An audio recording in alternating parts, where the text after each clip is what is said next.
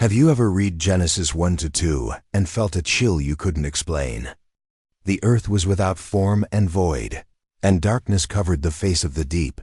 Most of us rush past those words, but pause for a second. Why would a God of perfect order, blazing light, and overflowing life open his greatest masterpiece with chaos, emptiness, and total darkness? What if that darkness wasn't the beginning, but the aftermath of a catastrophic end? What if, long before Adam ever opened his eyes, this planet was already ancient, already scarred, already judged, and already ruled by a being so glorious that his rebellion literally unmade the world? Stay with me, because in the next few minutes you're going to see clear scripture hiding in plain sight that completely rewrites everything you thought you knew about why you're here and why the battle feels so fierce. The Bible tells us the earth was without form and void, and darkness was on the face of the deep. For generations, we have accepted this as the portrait of an unfinished primordial world waiting for God's creative command. But what if that's not the truth? What if the emptiness described in Genesis wasn't the beginning at all, but the aftermath of a terrible and forgotten end? What if long before Adam took his first breath in the Garden of Eden, another world existed on this very planet, a world teeming with life? A creation so ancient it has been almost completely erased from history. This is a possibility so profound, so challenging that it is almost never spoken of in our churches. Yet the clues to its existence are not found in some forbidden text, but are hidden in plain sight within the prophetic scrolls of the Old Testament. A vision was given to the prophet Jeremiah, a glimpse into a time before time, showing him an earth that was not uncreated, but unmade. He witnessed the ruins of a world that had been utterly judged and laid waste by the hand of a sovereign God. This revelation doesn't just add a footnote to our history. It redefines the very timeline of the great spiritual war between light and darkness. And it changes our understanding of why humanity was placed here.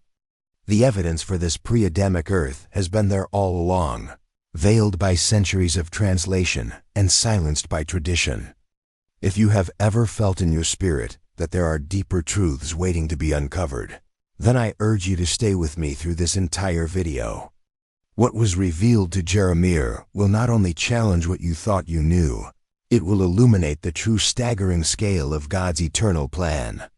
Most of us read Genesis 1-2 and simply move on. The earth was without form and void, and darkness was upon the face of the deep. We accept it. But have you ever stopped to ask a simple yet profound question? Why would a God of perfect order, light, and life begin his masterpiece with chaos, emptiness, and darkness? The Hebrew words used here, tohu vavohu, suggest not an unformed state, but a state of ruin, a desolation. It almost sounds like the aftermath of something terrible. This is where the forgotten vision of the prophet Jeremiah changes everything. In Jeremiah 4:23, God gives him a glimpse of a terrifying scene. Listen to the words, and you will hear a chilling echo. I beheld the earth, and lo, it was without form and void, and the heavens, and they had no light. Why would Jeremiah use the exact same unique Hebrew phrase, tohu vavohu, to describe a vision of judgment? Was he looking forward? Or was God showing him something that had happened long before? This opens a door to a truth that has been whispered about for centuries, often called the gap theory. The theory suggests there is a vast unrecorded period of time between the first and second verses of Genesis, a gap. In this gap, an entire world existed, a world that was not waiting to be created, but one that had already been judged and destroyed.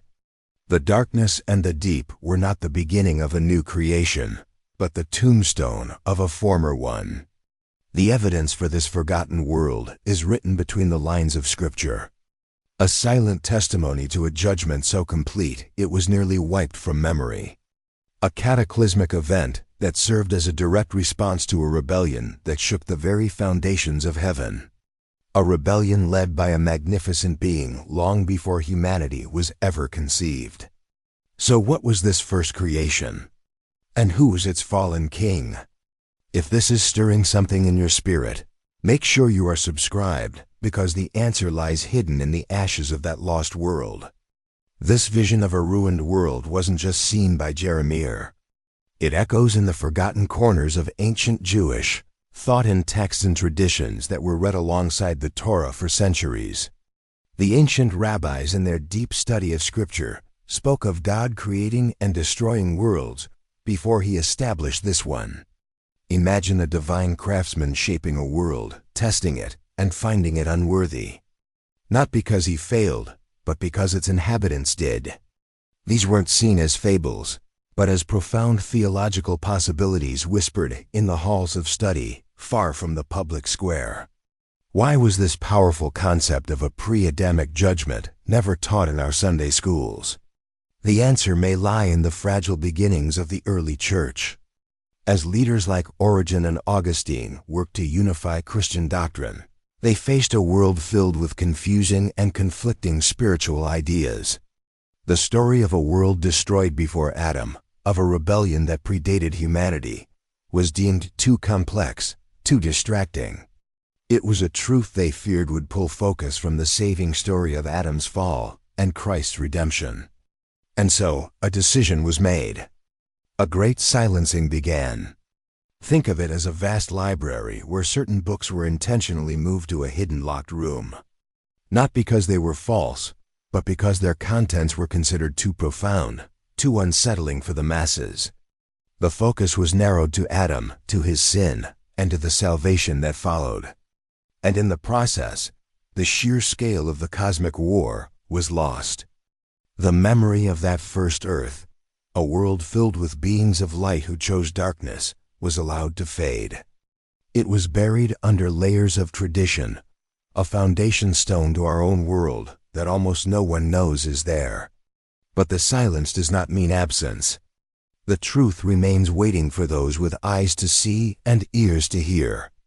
If you feel a stirring to uncover what was lost, I encourage you to join this community of seekers by subscribing. Because that first world was not empty. It was ruled by a magnificent creation, the most powerful angel in all of heaven. And his story, his pride, and his catastrophic fall are the very reason that darkness was on the face of the deep. What was his name? And what was the sin so terrible it required the unmaking of an entire world? Imagine a world bathed not in the light of our sun, but in the ambient glory of God Himself. A world where the mountains were uncut stones of sapphire and diamond, and the rivers flowed with a light that hummed with creation's first song. This was the first earth, and it was not ruled by man. It was the dominion of a magnificent being, the highest of all angelic creations. The prophet Ezekiel calls him the anointed cherub that covereth, a guardian of the very throne of God, perfect in beauty and wisdom from the day he was created. This being, whose name echoes in the book of Isaiah, was given stewardship over that pristine world. He walked upon the stones of fire in the Eden, the garden of God. But this was not Adam's Eden. This was an earlier, perhaps a celestial version of it. A kingdom of unimaginable splendor. His sin was not of flesh but of spirit. The scripture tells us his heart was lifted up because of his beauty. He corrupted his wisdom by reason of his brightness. In the heart of this perfect creation, the very first I will was spoken in rebellion against the I am. He desired to ascend to be like the Most High. The omission of this story from our common teachings does more than just leave a gap in history. It shrinks our understanding of the war we are in. We think the battle began with a serpent and a fruit. But that was merely a later battle on a warfront established eons before. The fall of this great cherub was not a quiet demotion. It was an act of cosmic treason that infected the very creation he was meant to guard. The judgment had to be absolute. God, in his perfect sovereignty and justice, did not merely cast him out. He unmade the entire realm that had been corrupted by this rebellion. The darkness and the void described in Genesis were not a blank canvas. They were a righteous sentence. The deep waters became a burial shroud for a world that had witnessed the birth of sin. God was not starting from scratch. He was reclaiming a territory that had been declared enemy ground. The earth was wiped clean, its memory erased, its light extinguished, preparing it for a new creation, a weaker creation, us. But why? Why would God place fragile humanity on the very ground where the most powerful of all created beings had fallen? The answer is a truth more profound than you can imagine.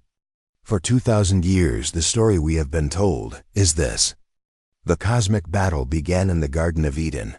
Adam's sin was the first domino to fall, the single act that invited darkness into a perfect world. This narrative is simple, powerful, and central to our faith. But it is incomplete. The truth hidden between the lines of Jeremiah and Isaiah tells of a war that is far, far older. A war that had already been lost on this very ground long before Adam was ever formed from the dust. So why was this profound prequel to humanity's story erased? Why is it never mentioned from the pulpit?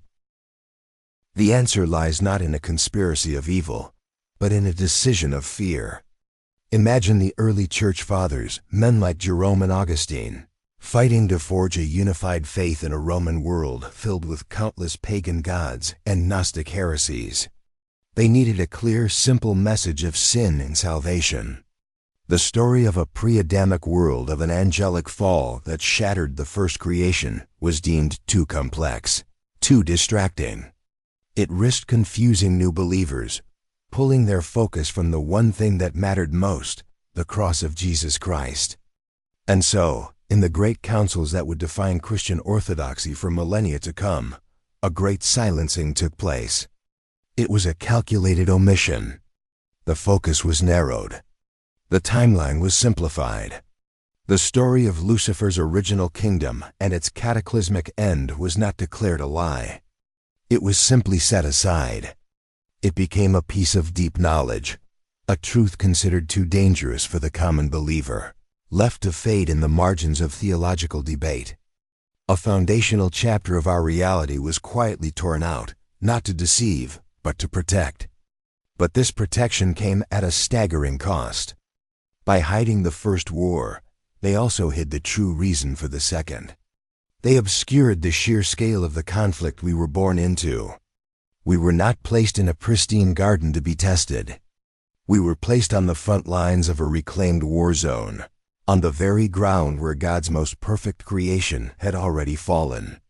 And that raises the most terrifying and important question of all: why? Why would a loving God place His new fragile creation, humanity, on the ruins of a failed world, as the centerpiece against an enemy of unimaginable power and ancient evil? The answer to that question is the most profound and overlooked truth in all of Scripture. We were not an afterthought. We were the answer. Think of the universe not just as a creation, but as a courtroom. When that great cherub fell, he did not just rebel. He made an accusation against the very character of God. He claimed God's authority was tyrannical, that no created being could freely choose to love and obey Him. The first earth with its powerful angelic inhabitants became Exhibit A in his case. Their fall seemed to prove his point. So God did something utterly unexpected. He wiped the slate clean and introduced a new kind of creation. A being made not of pure spirit and light, but of humble dust.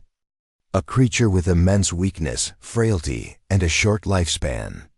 He placed us, humanity, on the very ruins of that first world, the scene of the crime. We were created to be the ultimate rebuttal. If these fragile dust-born creatures with every reason to doubt and fear could choose to love God freely, it would silence the accuser for all eternity. Our existence is not a test. It is a testimony. But that is not the most shocking revelation. The evidence of that first world's judgment may not be confined to ancient texts. It might be written into the very fabric of the earth beneath our feet. The vast silent ages that science speaks of. The fossil records of strange creatures long extinct. The layers of rock that tell of cataclysm and upheaval. What if these are not a challenge to faith, but the physical scars of that pre-Adamic judgment? The silent geological tombstone of a world that God unmade. A history that was never meant to be forgotten, only understood through the eyes of faith. And there is still something that almost no one dares to say. If we were placed here as the centerpiece of this cosmic trial, what was the one thing God gave us that the angels never possessed?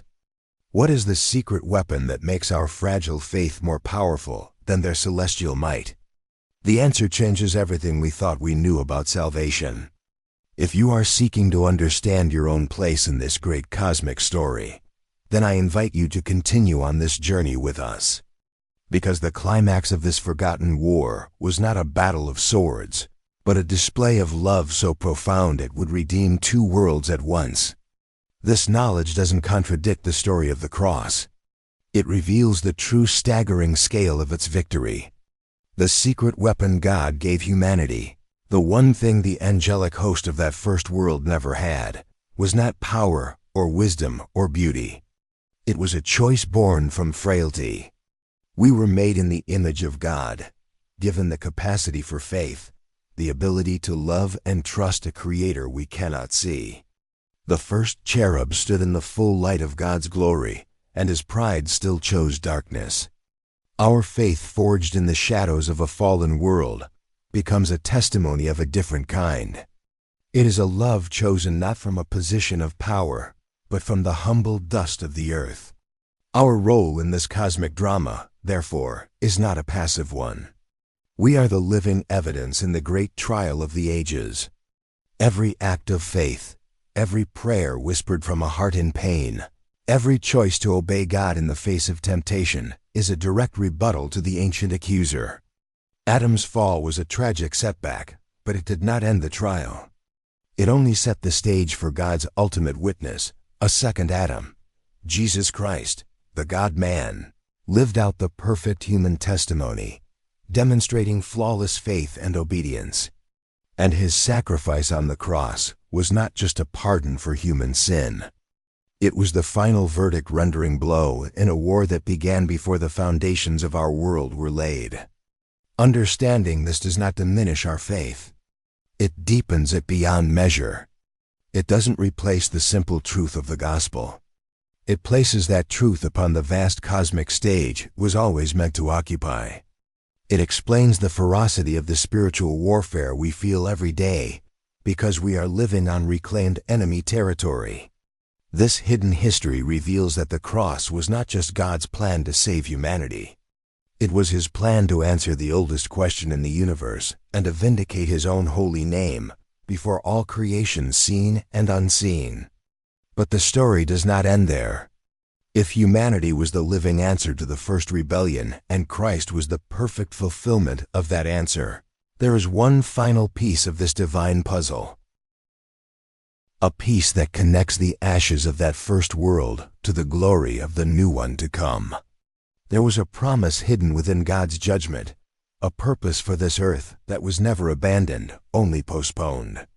The final revelation is not just about a forgotten past, but about a future that will redeem everything that was lost and fulfill a plan that was set in motion before the first light ever shone. The final piece of this divine puzzle is not found in what was said, but in what God did after he laid waste to that first corrupted world. He did not abandon the planet. He did not cast it into oblivion. He reformed it. The Spirit of God moved upon the face of the waters, not as a creator starting from a blank slate, but as a restorer reclaiming what was his.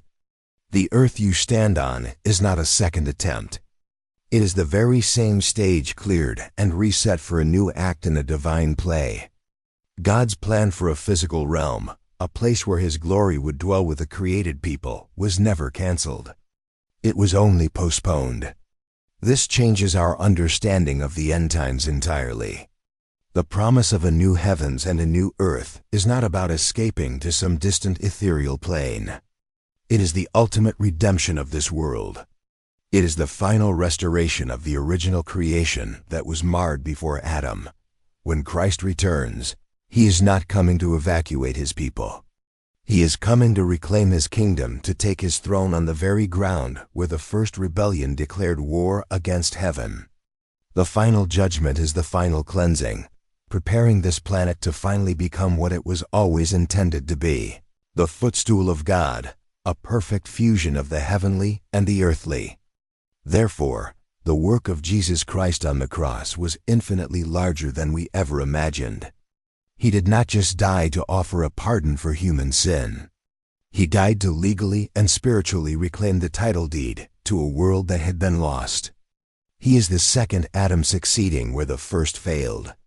But he is also the true king, replacing the usurper who ruled the first earth. His resurrection was not just a victory over death. It was the first light of a new dawn breaking over a renewed creation. A promise that everything spoiled by that ancient pride would be made gloriously new through his humble sacrifice. So you see, your faith is not a ticket out of a doomed world. It is your rightful inheritance in a redeemed one. You are not just a saved soul. You are a citizen of a coming kingdom, a co-heir with the king who won back a world. The story that began with a forgotten cataclysm and a world plunged into darkness will not end until that same world is filled with the glory of God as the waters cover the sea. The plan was never abandoned. It was just waiting for the perfect witness, the perfect sacrifice, the perfect king. It was waiting for Jesus. This is not just a piece of ancient history.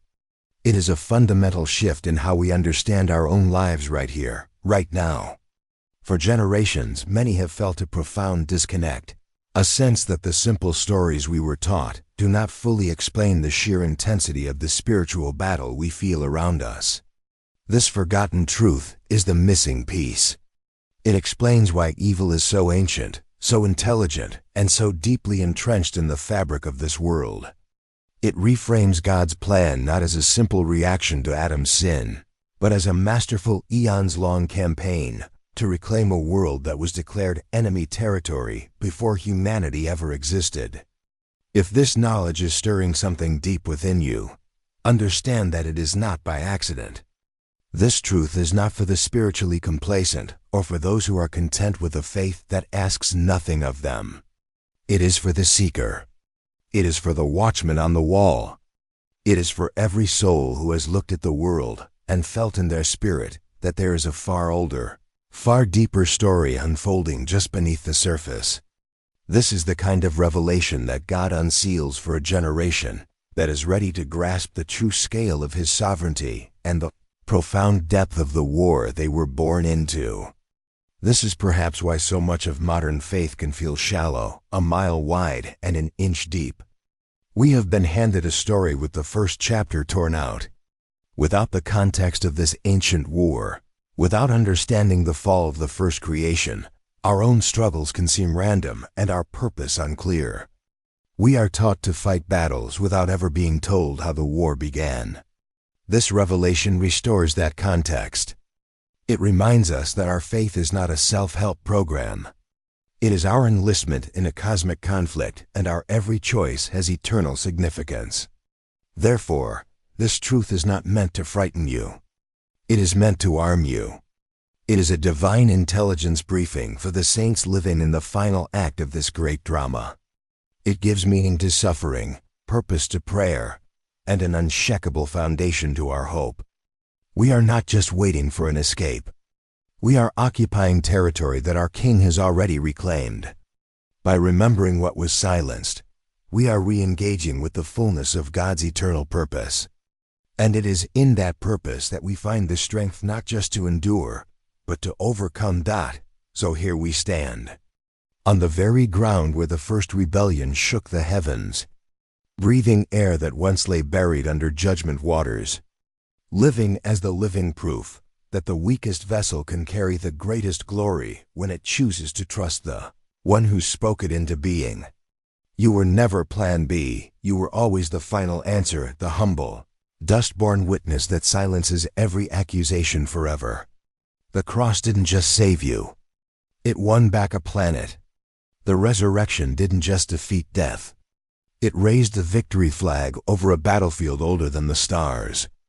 And one day soon, the King who hung on that cross will set foot again on this very earth, not as a suffering servant, but as the conquering lion, to finish what began before Adam, to restore what was ruined before the sun ever burned, and to reign forever on the very world that once dared to defy him. Until that day, lift your eyes. The war is ancient, the enemy is furious, but the victory is already signed in blood and sealed by an empty tomb. You are not here by accident. You are here as the answer.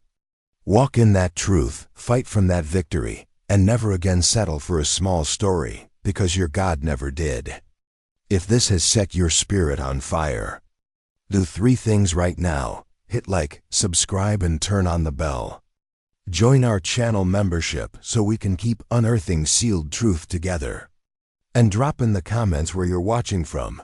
Let's see how far the Spirit is carrying this revelation tonight. The first chapter is restored. The King is coming back to his reclaimed world. And you, child of dust, are the reason the accuser loses forever. See you in the next one. Stay awake. Stay armed. The battle is old, but the victory is new every morning.